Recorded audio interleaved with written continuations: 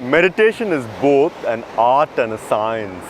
There is a science to the art of meditation because the way you sit will have a huge impact on the way you think.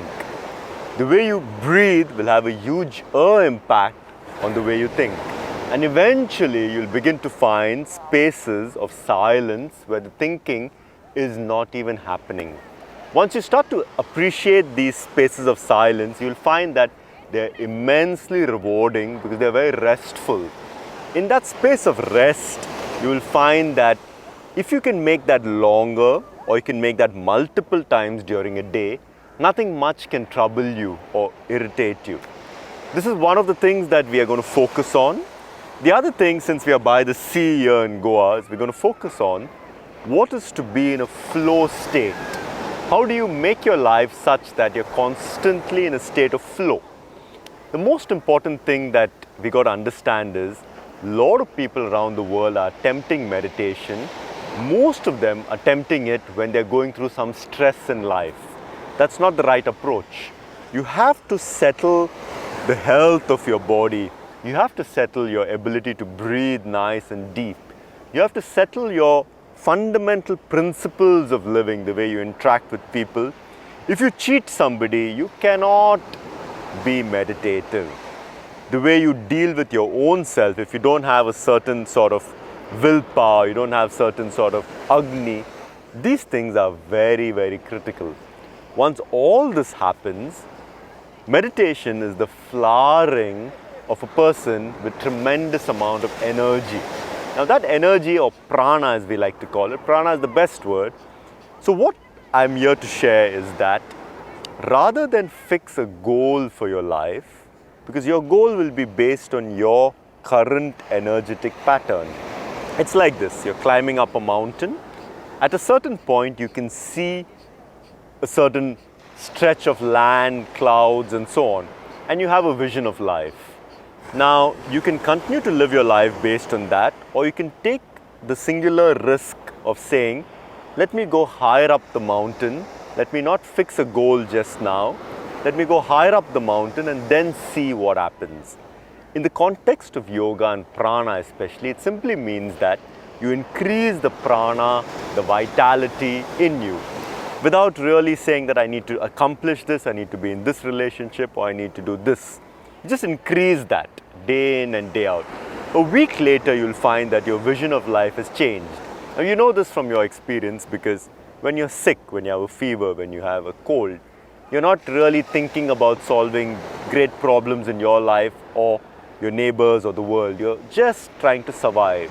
But when you're vibrant and energetic, just your vision of life is completely transformed.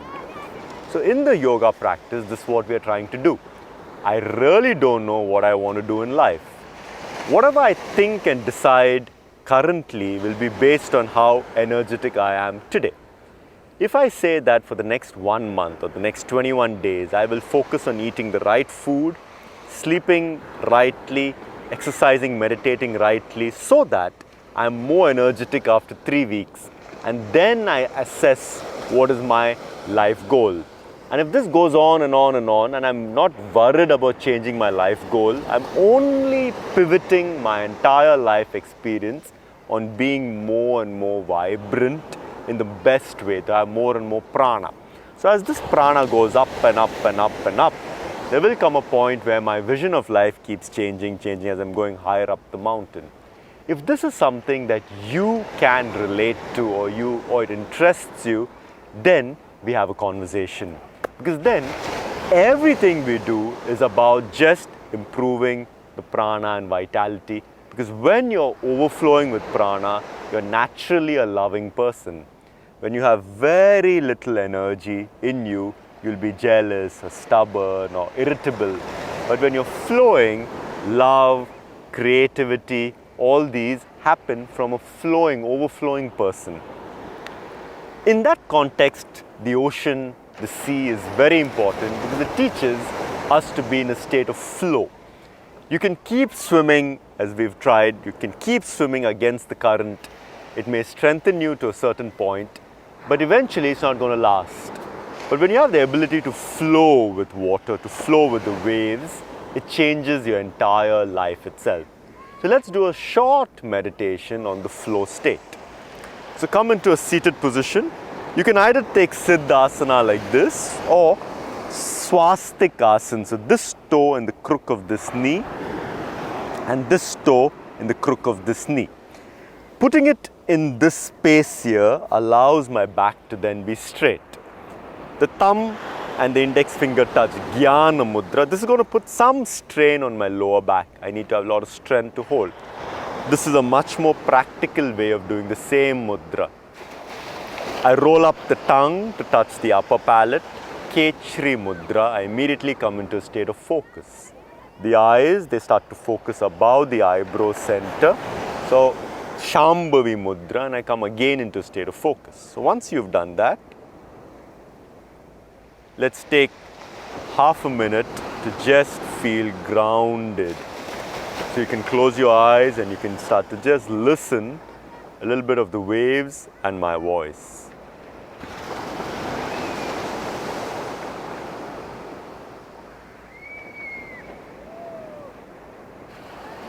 The more keenly you listen, it simply means that you're not talking to yourself. Throughout the day, we only hear our own inner chatter. When we try to listen to the waves of the sea, we have to become silent internally.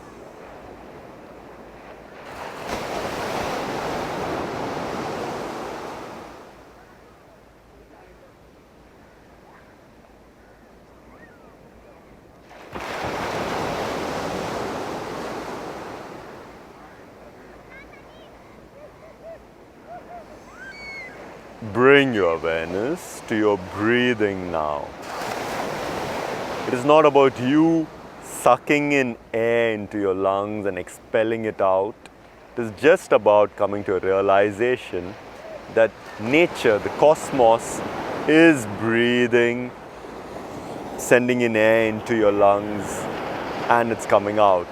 So what we want to understand, not just intellectually, but from the feel of breath to begin and then the whole body, is that you're one with the cosmos and your breathing is just a continuum of air flows.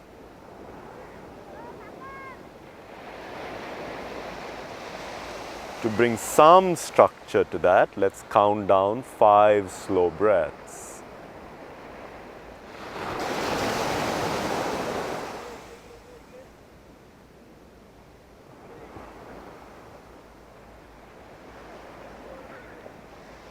Slowly you'll find you're not really focused on breathing, rather you've become a witness to the breathing process that's anyway happening as you're a part of nature.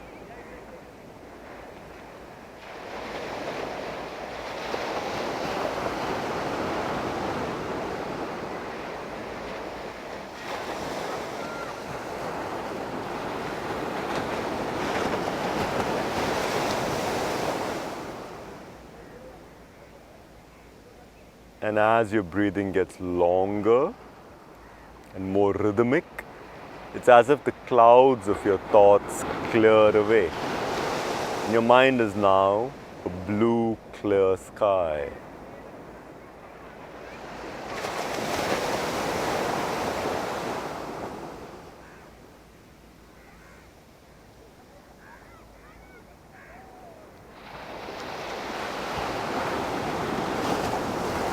Those of us who find it difficult to sit with a quiet mind can use a mantra. You can say so silently internally when you breathe in and hum when you breathe out. So hum. Every now and then when your mind becomes silent, you don't even need that.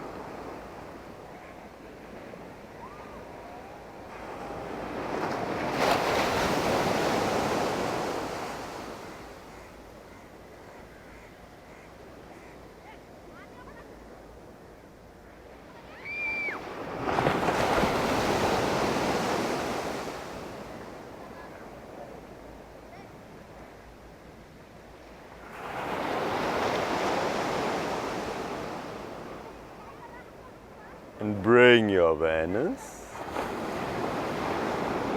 to your relationship. We'll begin with one relationship, any one that you want to focus on. Can be a romantic, or can be a family, or a work relationship, friendship. Choose one and start to watch where in that relationship are you stuck, where you're unable to flow.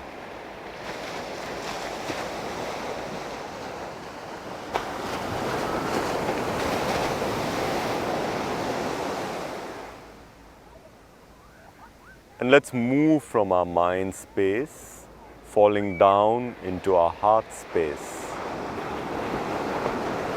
Be aware of the center of your chest.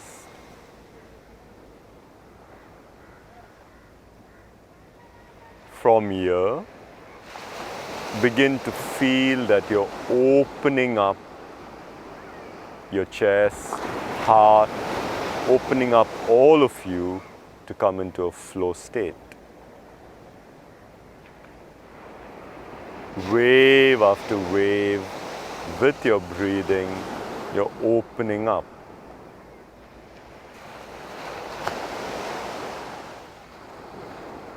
Till that point of resistance is overcome.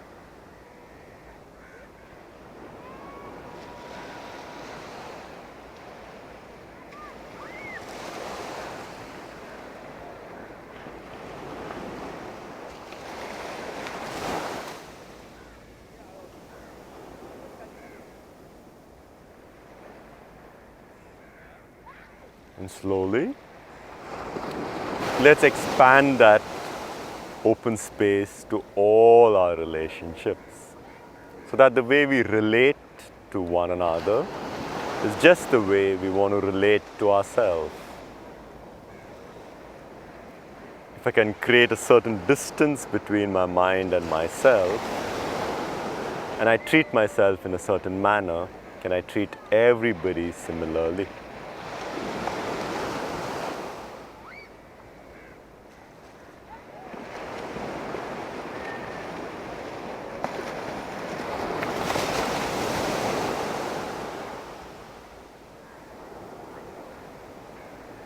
Let's take up one more aspect of the flow state.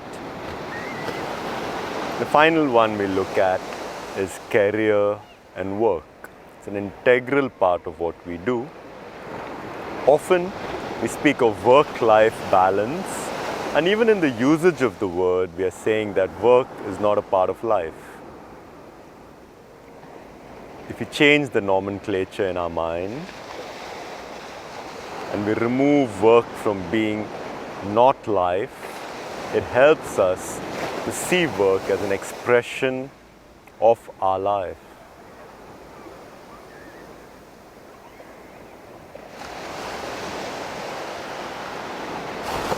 Let us see where we are stuck at work. And it's not really a question of us spending 3.5 days working, 3.5 not working. It's not about that balance of time. That won't happen. What is really important is for us to see whether we can give the right amount of energy to different aspects of our life. The work we do, the relationships we nurture, the passions we cultivate, our health and vitality.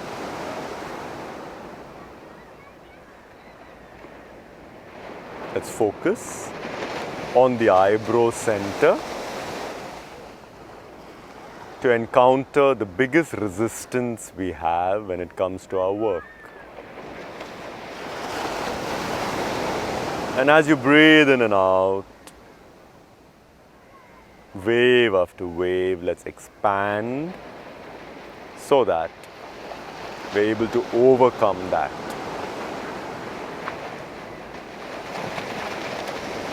Sometimes when we think of the greater good of our team, all the unnecessary stress goes away from work.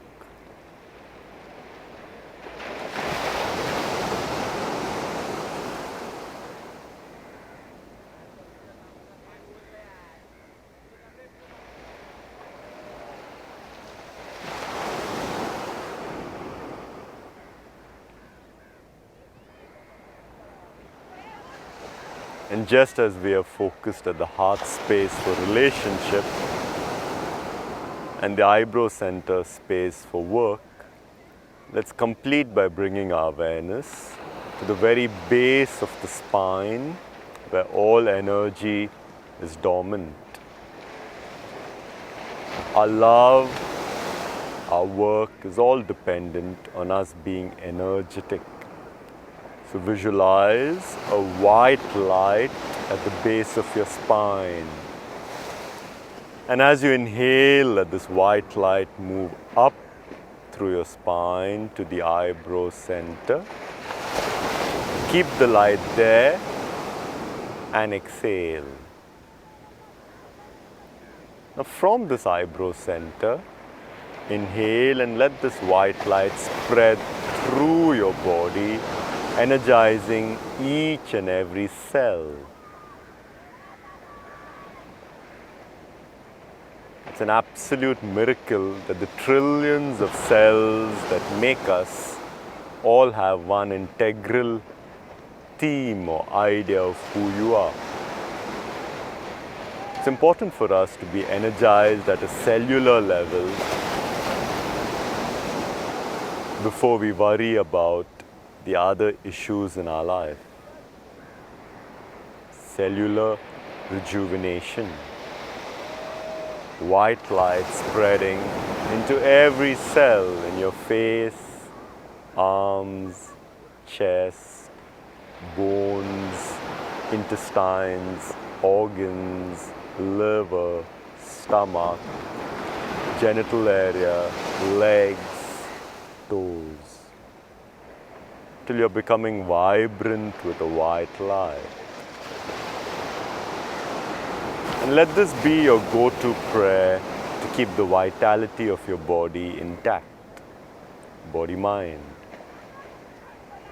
We do 5 deep breaths, energizing ourselves.